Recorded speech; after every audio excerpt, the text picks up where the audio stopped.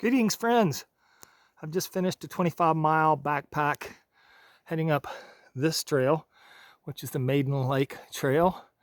And then I accessed the PCT up to the Maiden Shelter and then continued on PCT to Bobby Lake and then out the Bobby Lake Trail to the Metolius Wendigo, and then kind of a longish road walk today.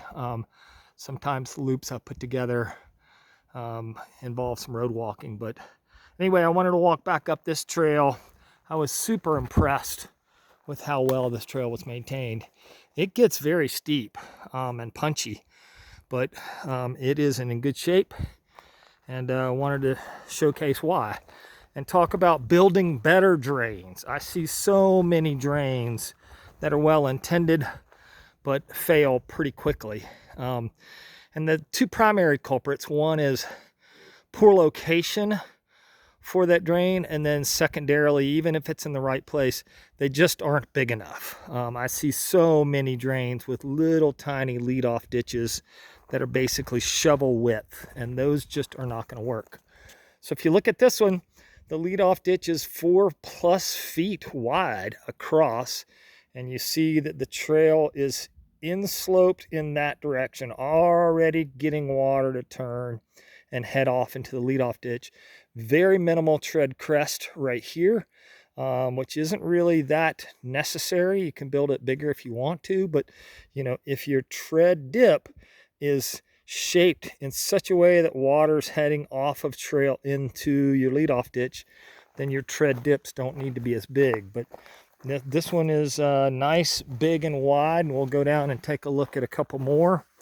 I'm too tired to walk further up the hill, but there were some beautiful ones on up the hill. And this one, again, you can see the leadoff ditch here, and water's already wanting to get into that leadoff ditch. You know, off of trail here, it's insloped like that, and then into the leadoff ditch, and off it goes.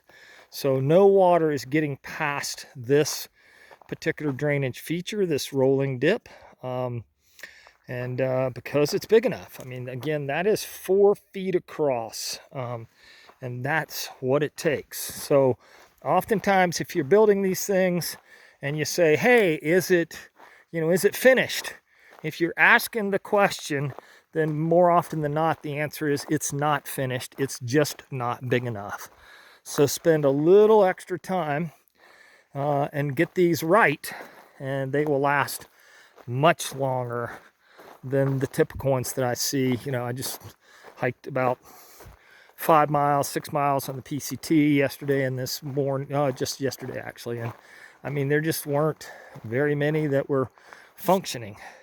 Again, you see a nice big one here. Here's our tread dip right here, which rolls really nicely for a bicycle because of the width or the length of it. And then water is already going in that direction because the trail has a slight tilt to it to the left and into the leadoff ditch.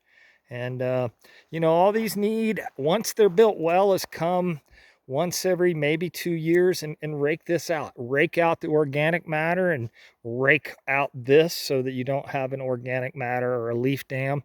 And I saw that up the hill a ways. There definitely had been some work done on this in terms of raking those out. But you know, if they're shaped right and are big enough, then really all they need is once every couple of years just raking out that organic matter to make sure that that is not what is preventing water from getting off trail. So build big and bold, and they will last much longer than what I typically see. Alrighty, time to go get a cold drink and some chips. I am tuckered. The last mile getting back up to the trailhead was kind of brutal. So anyway, all right, peace out.